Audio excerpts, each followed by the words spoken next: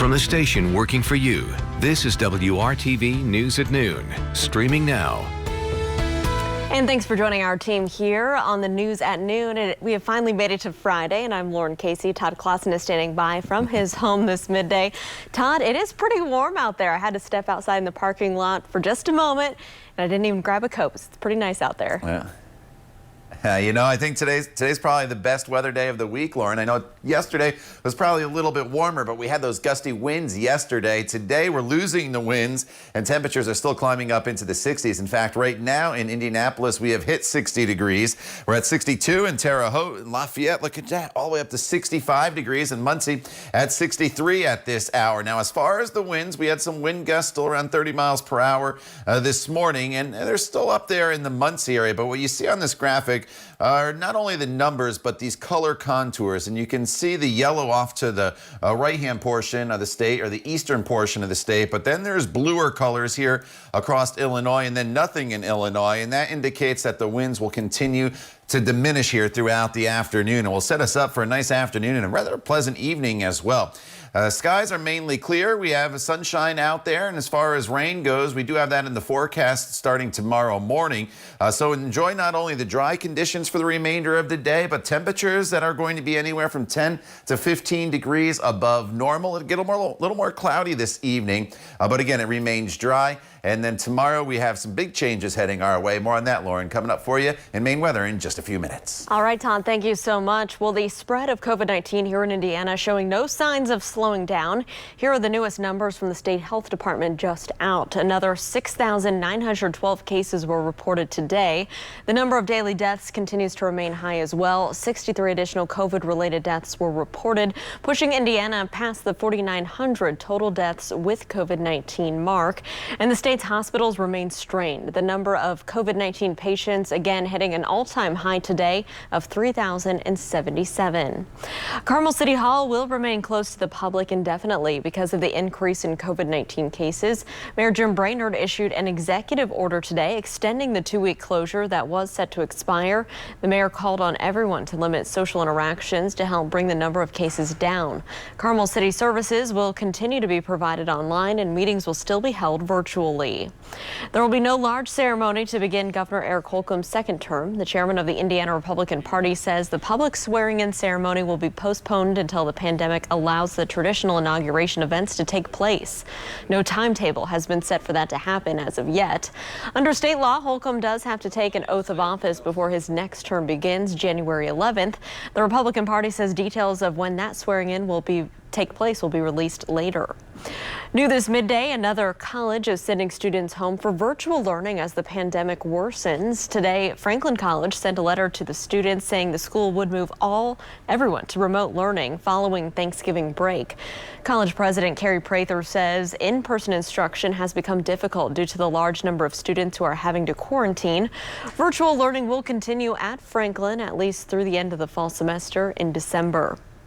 Today is the last day of in-person classes for students at Indianapolis Public Schools. For a while, IPS and several other Marion County school districts are moving to all virtual learning starting Monday. Today, the city county government and the education nonprofit The Mind Trust announced new funding for 22 community learning sites.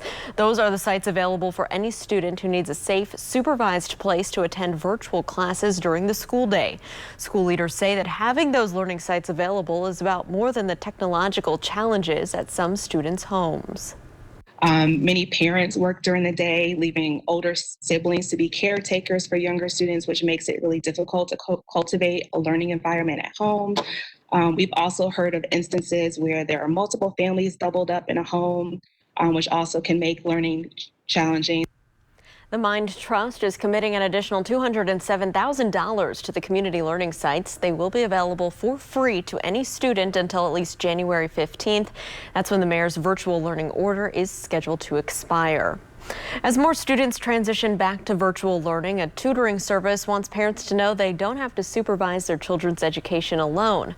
Our Nicole Griffin has more on this resource right here in our community. As the pandemic continues, Sylvan Learning is doing everything they can to be able to keep their doors open. That is because they know right now there are many parents out there looking for help for their students, especially as many school districts return back to virtual learning. What two sounds does A make? F and A. Yes. Avery Mills is a third grade student in Warren Township. His mom, Precious, works from home. In the spring when schools shut down, she did virtual learning with Avery and his two siblings. There you go. There are days where I feel like I'm, I don't want to say being the perfect parent, but like on it. I made up a schedule on doing it, and then there are days I'm just like, everyone's taking a break today because I can't. Next week, all three kids will be back at home doing virtual learning once again, which she says can be overwhelming, especially when it comes to Avery. Just hard to talk about, when your kid's behind, he's in third grade reading at like a kindergarten level. I think they got him up to almost first grade at this point, and I can see it at home. In the car. Precious knew she needed to get Avery more help. After an assessment with Sylvan Learning in August, Avery now does 3 sessions a week with his tutor, Hannah. We know that right now, during that pandemic, it's so important for families to be supported consistently, especially with everything being bumpy. During the pandemic, Sylvan offers the same lessons in person and virtually. Their main focus is on writing, reading, and math.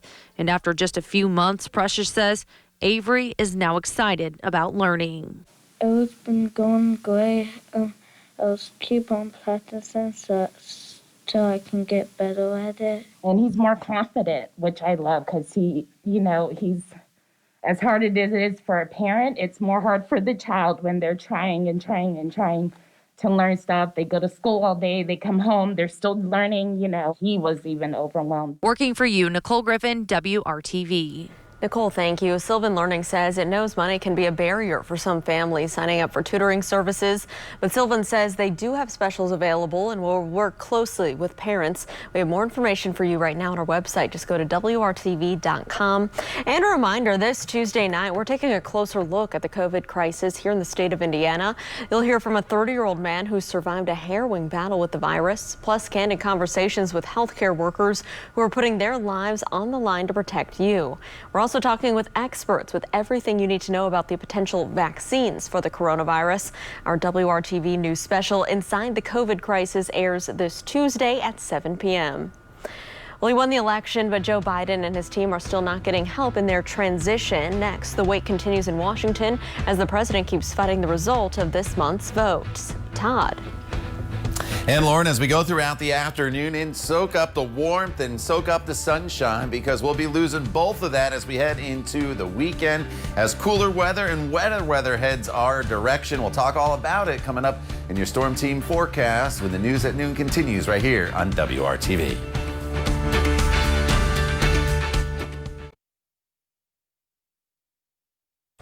Well, it's never happened before in U.S. history, but today President Trump is continuing his efforts to find a way to overturn the election lost to Democratic challenger Joe Biden. ABC's Alex Brachet tells us the president is being blasted for a controversial meeting happening today at the White House. The word of the day, unprecedented. President Trump using the power of his office to attempt to persuade Republicans in a key state to overturn the will of the voters in the election and select him instead.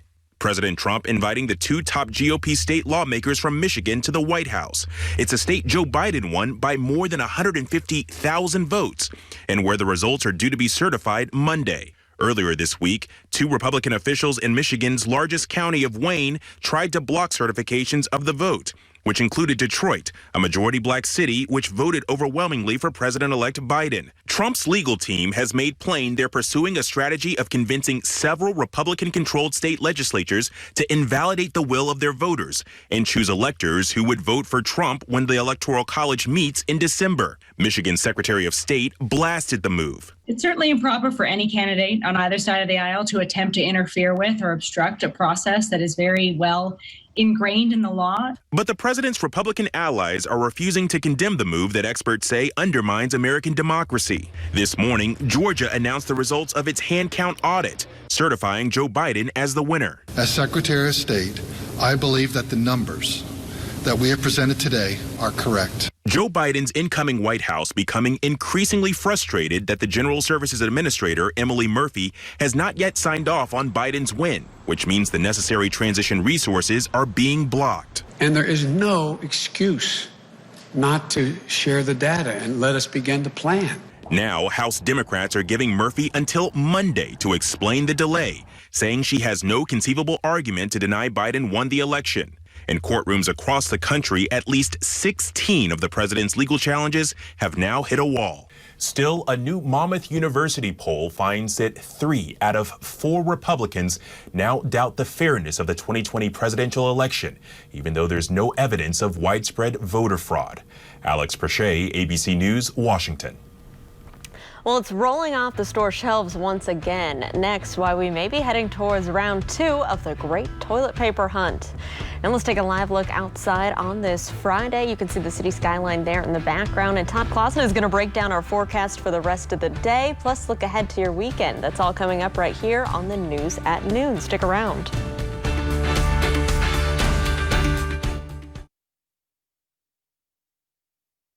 Welcome back. It was a crisis when it first happened in the spring as the COVID-19 pandemic was just beginning.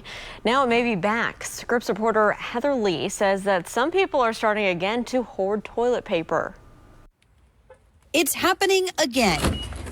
The search for toilet paper. I believe that this is a similar issue like the stock market, right? We see that COVID cases are on the rise.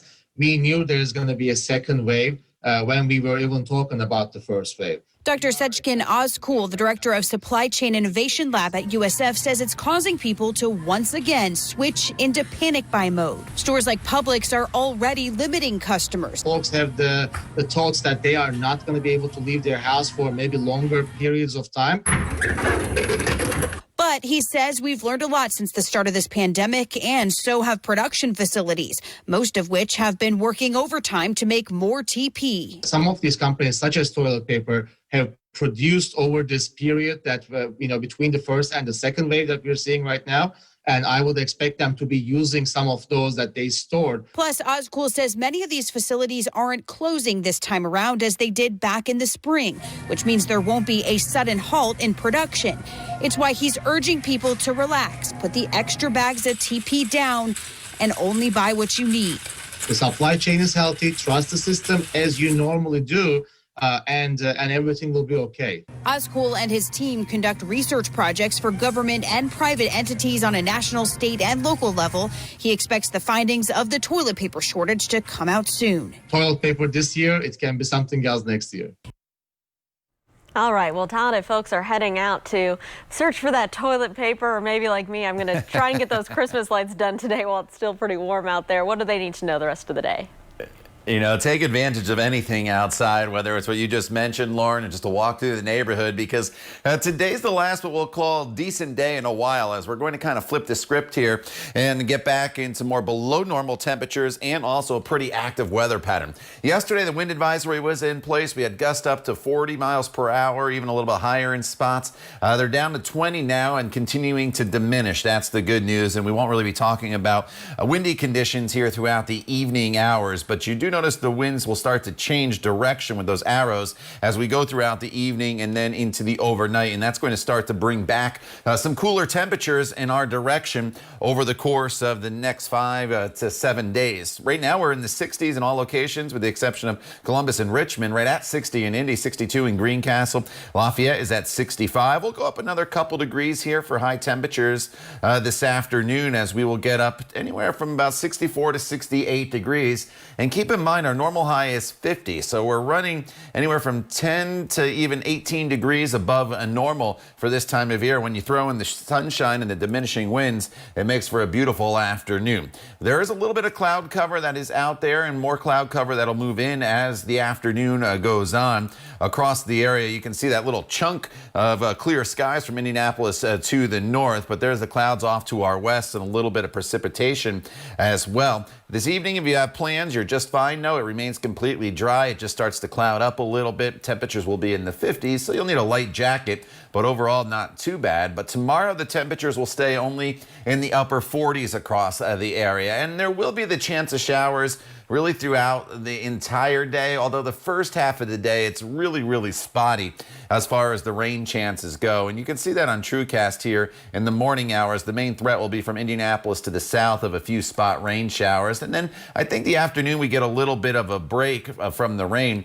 But then it's really late Saturday night into Sunday that we start to bring in more of a steady rainfall. And that steady rain is going to overspread the area for Sunday morning, especially in southern locations. There may be a pretty sharp cutoff with the precipitation to the north, but plan on Sunday being a very wet day for most of the day. It's really not until the afternoon and evening hours that that rain starts to move out. And we're talking about a good soaking here, generally about a half an inch to an inch of rain from I-70 to the south. You do notice those rainfall totals do drop off as you work your way to the north. But in northern locations, it's not out of the question that some of these rain showers could end as a few snow showers, although we are not expecting any accumulation. Just don't be shocked if you see a few flakes Sunday morning there to the north. But for most of us, it's just a soaking rain. And then as we push towards Thanksgiving, some spotty showers in the forecast Tuesday and Wednesday. I'm keeping Thanksgiving dry right now, but we may have to throw a few showers in. But at least Thanksgiving looks to be back above normal after a couple chilly days with a high of 55. Lauren. All right, Todd, thank you so much. Well, we've all received a text or a call from a wrong number, but one wrong number ended up giving a college student hundreds of dollars in donations from strangers. Scripps reporter Kelsey Gibbs spoke to the man behind the text who says it's all about paying it forward. This was a simple misrouted text that ended into a blessing for everybody. Leslie Fisher was trying to text someone about a turkey order, and when she received the reply, Leslie realized she texted the wrong number. It says, "I'm sorry, this is Leslie Fisher. I need my turkey." She said, "Hi, Leslie. Unfortunately, I believe you have the wrong number. I am a broke college kid in Knoxville, not a turkey dealer. Oh, Lord, I am so sorry." The student was Charles Giroux. Paying for college is a struggle. I go to community college to study engineering. Charles told Leslie he hopes she finds a turkey and wished her a happy Thanksgiving. And in return, she offered to buy Charles lunch by sending money to his Cash App. I have a son that's in college, and I know exactly how he feels being a broke college student. But when Leslie posted the screenshot of the text on Facebook as a joke, both strangers didn't expect what happened next. I received the text yesterday and thought it was extremely nice of her to offer to buy me lunch. She posted the exchange on Facebook, and since then I have received dozens of donations. Leslie's friends and even strangers were sending Charles money just because. No questions asked. Right now, people have sent me close to $2,000. I felt a little bit guilty about getting all this money. That's why he is choosing to pay it forward. I plan on donating to some local charities like Second Harvest and giving some of that money to Leslie and her son. Leslie says she wasn't expecting Charles to pay it back to her. The intent was to show this young man that this is who I am as a parent and as a person. These two are no longer strangers. Charles is now part of Leslie's family. We all have another son.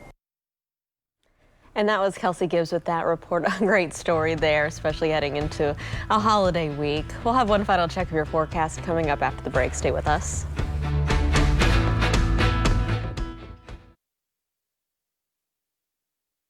Welcome back. WRTV's annual toy drive is underway. You can drop off new unwrapped gifts at several Central Indiana youth store locations. We'll also be collecting donations at Simon Malls in the Indianapolis area on December 5th. You can also make a financial donation online. Just go to WRTV.com/toy drive. I want to thank you in advance for all of your donations to kids right here in Central Indiana. All right, Todd, what can we expect? One more check of our forecast as we head into the weekend. You know, get outside today, temperatures into the low 60s, Lauren, with skies that'll be partly sunny, although the clouds will increase as the evening goes on. Some spotty showers tomorrow morning, better rain chances, though, late Saturday, and then a steady rain for much of Sunday. Could see over a half an inch of rain across the area. Cooler but dry on Monday, and then back above normal by Thanksgiving. Todd, thanks, and thank you for joining us, making WRTV your choice for news. Have a great Friday and a great weekend.